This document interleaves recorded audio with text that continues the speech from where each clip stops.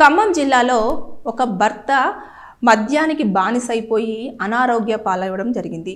అతను ఇప్పుడో అప్పుడో చనిపోయే పరిస్థితి ఉంది అని చెప్పేసి భార్య అతని పేరు మీద 66 లక్షల రూపాయల ఇన్సూరెన్స్ అనేది చేపించడం జరిగింది. అంటే చనిపోతే ఆ డబ్బులు కుటుంబానికి వస్తాయి, అది ఇంటికి పనికొస్తుంది, పిల్లల చదువుకు కూడా పనికొస్తుంది అని చెప్పేసి ఆవిడ ఆలోచించడం జరిగింది. జరిగిన తర్వాత ఎన్ని రోజులైనా సరే భర్త మద్యం సేవిస్తున్నాడు, దాంతోపాటు ఈవిడని హింసిస్తున్నాడు, కానీ చనిపోవడం మాత్రం జరగట్లేదు. అందుతోపాటు ఆయన ఆరోగ్య పరిస్థితికి కూడా డబ్బులు ఇంకా పెట్టాల్సిన పరిస్థితి వస్తుంది అని చెప్పేసి ఆవిడ ఏం చేసింది అంటే ఒక కార్ను రెంట్కు మాట్లాడేసుకొని ఎలాగైనా సరే అని చెప్పేసి ఎవరైతే ఇన్సూరెన్స్ చేశారో వాళ్ళతోటే మాట్లాడి తర్వాత నెక్స్ట్ ఒక కార్ను ఎంగేజ్ చేసేసి ఆ కారు తోటి అతన్ని గుద్ది మరి చంపించడం జరిగింది. ఎందుకంటే ఆ ఇన్సూరెన్స్ డబ్బుల గురించి. అయితే అక్కడ గాంధీనగర్, ఏదైతే ఖమ్మంలోని గాంధీనగర్ దగ్గర ఒక అన్నోన్ బాడీ అనేది ఇక్కడ పడిపోయింది అని చెప్పేసి పోలీసులకు ఒక అన్నోన్ కాల్ వెళ్ళిన తర్వాత ఎక్కడ పడిపోయింది ఏంటి అని చెప్పేసి మొత్తం పూర్తిగా ఎంక్వైరీ చేసి అక్కడికి వచ్చిన తర్వాత అక్కడ మనిషి ఏదో కారు ఢీకొట్టింది, తర్వాత నెక్స్ట్ ఇలా చనిపోవడం జరిగింది అని చెప్పేసి వాళ్ళు ఒక నిర్ధారణకు వచ్చారు. వచ్చిన తర్వాత కుటుంబ సభ్యులకు ఇన్ఫర్మేషన్ అందించిన తర్వాత భార్య భర్త చనిపోయారు అని చెప్పేసానంటే ఎలా రియాక్ట్ అవ్వాలి, అలాంటి రియాక్షన్ అని ఏమీ లేకుండా అయ్యో అలా జరిగిందా అని చెప్పేసి అని నార్మల్గా ఉండడం అనేది పోలీసులకు ఒక అనుమానాన్ని క్రియేట్ చేసిన తర్వాత మొత్తం పూర్తిగా ఇన్ఫర్మేషన్ అంతా తీసుకునే ప్రయత్నంలో ఆవిడని ఎలా అయితే క్వశ్చన్స్ చేయాలో అలా క్వశ్చన్ చేసి ఆవిడ దగ్గర నుంచి ఇన్ఫర్మేషన్ తీసుకున్నారు. అయితే ఇందులో ఈవిడతో పాటు భార్యతో పాటు ఇంకొక 5గురిని కూడా పోలీసులు అదుపులోకి తీసుకున్నారు. ఎవరెవరైతే ఇన్సూరెన్స్ కావాలనే ఇలా హెల్త్ పాడైపోయింది, తర్వాత నెక్స్ట్ ఈ ఇన్సూరెన్స్ డబ్బులు అనేవి కూడా వస్తాయి, కానీ నా భర్త ఇలా చనిపోకపోయినా కూడా ఎలా వస్తుంది ఏంటి అని చెప్పేసి పూర్తిగా ఎంక్వైరీ చేసింది. అయితే ఇక్కడ ఏం జరిగింది అని అంటే అతనికి ఫిడ్స్ అనేది ఉంది. ఫిడ్స్ ఉన్నది కాబట్టి అతనికి ఈ ఇన్సూరెన్స్ అనేది వర్తించదు అని చెప్పేసి వాళ్ళు చెప్తే ఎలాగైనా సరే ఏదో ఒక రీజన్ చూపించైనా లేకపోతే ఏదో ఒక రకంగా చేస్తే నీకు అందులో నుంచి కొన్ని డబ్బులు ఇస్తాను అని చెప్పేసి ఆవిడ అక్కడ ఒప్పందం కుదుర్చుకున్న తర్వాత ఎవరైతే ఉంటారో ఎన్ని రోజులకు కూడా చెక్ చేస్తుంది. ఈ రోజు చనిపోతారా, రేపు చనిపోతారా ఏంటి అని చెప్పేసి ఆయన పడుకొని ఉన్నప్పుడు ముక్కు దగ్గరికి వెళ్ళేసి చేయి పెట్టేసి శ్వాస ఆడుతుందా లేదా అని చెప్పేసి చెక్ చేయడం. అరే ఇంకా చనిపోకపోవడం ఏంటి, ఇన్ని నెలలు అవుతున్నా కూడా ఎందుకు చనిపోవట్లేదు అని చెప్పేసి ఇంకా ఈవిడే ఒక ముందు స్టెప్ వేసి మరి అతన్ని చంపించింది అన్నట్టు. అదంతా కూడా పోలీసుల దగ్గర ఆవిడ ఒప్పుకోవడం జరిగిన తర్వాత ఇందులో ఉన్న 5గురు అయితే ఎవరెవరైతే ఉన్నారో ఆ కారు ఒకటి, తర్వాత కారులో వచ్చిన వ్యక్తులు ఒకటి, తర్వాత నెక్స్ట్ ఇన్సూరెన్స్ చేసిన పర్సన్, ఈవిడ మొత్తం అందరినీ కలిపేసి పోలీసులు అదుపులోకి తీసుకున్నారు. కాబట్టి దీంట్లో మర్డర్ చేశారు, దాంతోపాటు ఇన్సూరెన్స్ వాళ్ళని మోసం చేసే ప్రయత్నం చేశారు. ఇకపోతే ఎవరైతే మిగతా వాళ్ళు ఇన్వాల్వ్ అయ్యారో ఈ కేసులో అందరికీ వైఫ్తో కలిపి మిగిలిన రిమైనింగ్ 5గురికి కూడా వాళ్ళకు పడే శిక్ష ఏంటంటే లైఫ్ ఇంప్రిజన్మెంట్, అంటే జీవిత ఖైదు పడే అవకాశాలు ఉన్నాయి. కారణం ఏంటంటేనో ఇక్కడ వారు చంపేశారు, తర్వాత నెక్స్ట్ దాన్ని యాక్సిడెంట్గా క్రియేట్ చేయాలన్న ప్రయత్నం చేశారు. అదేవిధంగా ఇన్సూరెన్స్ దగ్గర నుంచి వెళ్ళి ఇది న్యాచురల్ డెత్గా క్రియేట్ చేసి అక్కడి నుంచి డబ్బులు తీసుకోవాలన్న ప్రయత్నం చేశారు. కాబట్టి ఇందులో సెక్షన్స్ అప్లికేబుల్ అవుతాయి, వాళ్ళకు లైఫ్ ఇంప్రిజన్మెంట్ పడే అవకాశం ఉంటుంది.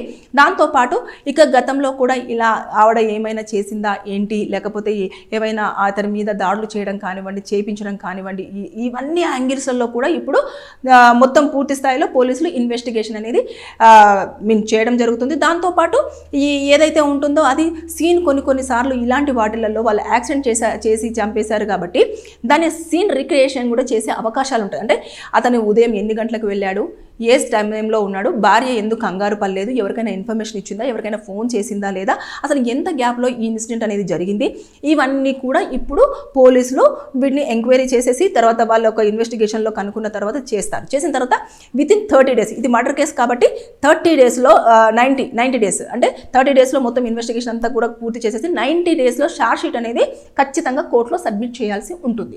చేసిన తర్వాత అప్పుడు ఇది నిజంగానే ప్రూవ్ అయ్యింది అని అంటే వారు జీవిత ఖైదు, అంటే ఇంకా లైఫ్ లాంగ్ వాళ్ళు జైల్లోనే కూర్చోవలసిన పరిస్థితి వస్తుంది. ఇప్పుడు ఎవరైతే చనిపోయారో ఆ వ్యక్తి వయసు వచ్చేసి 42 సంవత్సరాలు. అతను రవి కార్పెంటర్గా పనిచేస్తూ ఉంటాడు, ఆవిడ ఇంటి దగ్గరనే ఉంటుంది, చిన్న పనులకు ఏదో వెళ్తూ ఉంటుందంట. వీళ్ళిద్దరికి కూడా ఒక పాప బాబు, వాళ్ళిద్దరు కూడా 10th standard అంటే 14-15 years వాళ్ళకు ఉంటాయి.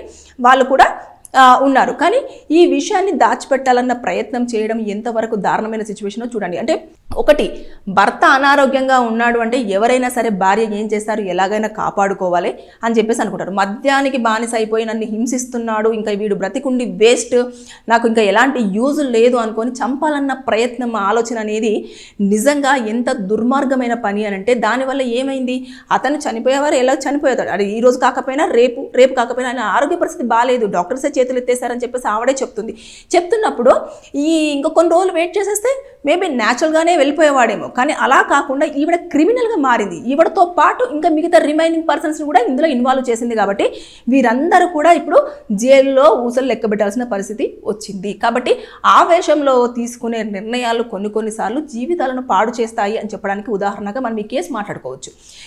ఇన్ని దారుణాలు చోటు చేసుకుంటున్నా కూడా ఇంకా అంటే పోలీసులు న్యాచురల్గా చనిపోయారు, యాక్సిడెంట్ అయిపోయింది అని చెప్పేసి కేసు క్లోజ్ చేస్తారు అనుకుంటారు. కానీ ఎప్పుడైనా సరే పోలీసులు ఒక ప్లేస్ దగ్గరికి వెళ్ళేసి ఇక్కడ ఈ సిచ్యువేషన్లో ఇది జరిగింది అంటే వారికి కొన్ని హింట్స్ ఉంటాయి. అంటే ఒక యాక్సిడెంట్ జరిగినప్పుడు ఎలా ఉంటుంది, తర్వాత నెక్స్ట్ వాళ్ళు నిజంగానే చనిపోయారా లేదంటే ఎవరైనా ప్లాన్డ్గా చంపారా అనేది వారికి 1,00,000 కేసులలో ఏదో ఒక చిన్న లాజిక్ తోటి లేదంటే చిన్న కేసు లింకప్ అయి మరి దాన్ని ఇన్వెస్టిగేషన్ అనేది చేయడం జరుగుతుంది. అంటే ఈ లెక్కన చూసేసుకుంటే ఇక్కడ కూడా అదే జరిగింది. అంటే వైఫ్ ఎలాంటి రియాక్షన్ లేదు, దాంతోపాటు ఆవిడ ఏదో అయ్యో ఇలా జరిగిపోయిందా అని చెప్పేసి అనడం, తర్వాత ఇవన్నిటిని కూడా అబ్జర్వ్ చేస్తారు. ఫస్ట్ ఆఫ్ ఆల్ ఎవరైనా వ్యక్తి కుటుంబంలో చనిపోతే అనుమానించేది ఇంట్లో ఉన్న వాళ్ళని మాత్రమే పోలీసులు ఫస్ట్ అబ్జర్వ్ చేస్తారు. వీళ్ళ బిహేవియర్ ఎలా ఉంది, వీళ్ళ కదలికలు ఏ విధంగా ఉంది, ఇవన్నీ కూడా చూసిన తర్వాత ఎవరికి మీద నన్ను అనుమానం వచ్చింది అనుకోండి, ఖచ్చితంగా వాళ్ళ స్టైల్లో వాళ్ళు ఖచ్చితంగా ఇన్ఫర్మేషన్ తీసుకునే ప్రయత్నం చేస్తారు. కొంతమంది మఫ్టీలో ఉంటారు, కొంతమంది న్యాచురల్గానే ఉంటారు, కొంతమంది వచ్చేసి ఇన్ఫార్మర్గా పనిచేస్తూ ఉంటారు, కొంతమంది నిజంగానే పోలీస్ దశలో వచ్చేసి వాళ్ళు భయపెడుతూ అడుగుతూ ఉంటారు. ఇలాంటివి చాలా రకాలుగా వాళ్ళకున్న స్టైల్లో వాళ్ళు అడుగుతారు. అడిగిన తర్వాత అక్కడ ఇన్ఫర్మేషన్ రాగానే వారిని తీసుకెళ్లేసి వాళ్ళపైన ఎఫ్ఐఆర్ చేయడం, తర్వాత నెక్స్ట్ జైల్లో వేయడం, ఇవన్నీ కూడా జరిగిపోయాయి కామన్ థింగ్స్. కాకపోతే ఇక్కడ భార్య నిజంగానే ఎంత పిచ్చి ఆలోచనతో ముందుకెళ్ళింది అనేది మనం ఈ యొక్క కేసులో మాట్లాడుకోవచ్చు. ఇప్పుడు చూడండి, ఆవిడ ఏదో చేద్దాం అనుకుంది, ఏటో పోయి మొత్తం క్రిమినల్గా మిగిలి జైల్లో కూర్చోవడానికి ఊసులు లెక్కబెట్టడానికి రెడీగా ఉందని చెప్పేసి మనం చెప్పుకోవచ్చు. ఏదేమైనా సరే కానీ ఇలాంటివి కూడా జరుగుతున్నాయి కాబట్టి జాగ్రత్త. అంటే ఇక్కడ కూడా అదే జరిగింది. అంటే వైఫ్ ఎలాంటి రియాక్షన్ లేదు, దాంతోపాటు ఆవిడ ఏదో అయ్యో ఇలా జరిగిపోయిందా అని చెప్పేసి అనడం, తర్వాత ఇవన్నిటిని కూడా అబ్జర్వ్ చేస్తారు. ఫస్ట్ ఆఫ్ ఆల్ ఎవరైనా వ్యక్తి కుటుంబంలో చనిపోతే అనుమానించేది ఇంట్లో ఉన్న వాళ్ళని మాత్రమే పోలీసులు ఫస్ట్ అబ్జర్వ్ చేస్తారు. వీళ్ళ బిహేవియర్ ఎలా ఉంది, వీళ్ళ కదలికలు ఏ విధంగా ఉంది, ఇవన్నీ కూడా చూసిన తర్వాత ఎవరికి మీద నన్ను అనుమానం వచ్చింది అనుకోండి, ఖచ్చితంగా వాళ్ళ స్టైల్లో వాళ్ళు ఖచ్చితంగా ఇన్ఫర్మేషన్ తీసుకునే ప్రయత్నం చేస్తారు. కొంతమంది మఫ్టీలో ఉంటారు, కొంతమంది న్యాచురల్గానే ఉంటారు, కొంతమంది వచ్చేసి ఇన్ఫార్మర్గా పనిచేస్తూ ఉంటారు, కొంతమంది నిజంగానే పోలీస్ దశలో వచ్చేసి వాళ్ళు భయపెడుతూ అడుగుతూ ఉంటారు. ఇలాంటివి చాలా రకాలుగా వాళ్ళకున్న స్టైల్లో వాళ్ళు అడుగుతారు. అడిగిన తర్వాత అక్కడ ఇన్ఫర్మేషన్ రాగానే వారిని తీసుకెళ్లేసి వాళ్ళపైన ఎఫ్ఐఆర్ చేయడం, తర్వాత నెక్స్ట్ జైల్లో వేయడం, ఇవన్నీ కూడా జరిగిపోయాయి కామన్ థింగ్స్. కాకపోతే ఇక్కడ భార్య నిజంగానే ఎంత పిచ్చి ఆలోచనతో ముందుకెళ్ళింది అనేది మనం ఈ యొక్క కేసులో మాట్లాడుకోవచ్చు. ఇప్పుడు చూడండి, ఆవిడ ఏదో చేద్దాం అనుకుంది, ఏటో పోయి మొత్తం క్రిమినల్గా మిగిలి జైల్లో కూర్చోవడానికి ఊసులు లెక్కబెట్టడానికి రెడీగా ఉందని చెప్పేసి మనం చెప్పుకోవచ్చు. ఏదేమైనా సరే కానీ ఇలాంటివి కూడా జరుగుతున్నాయి కాబట్టి జాగ్రత్త.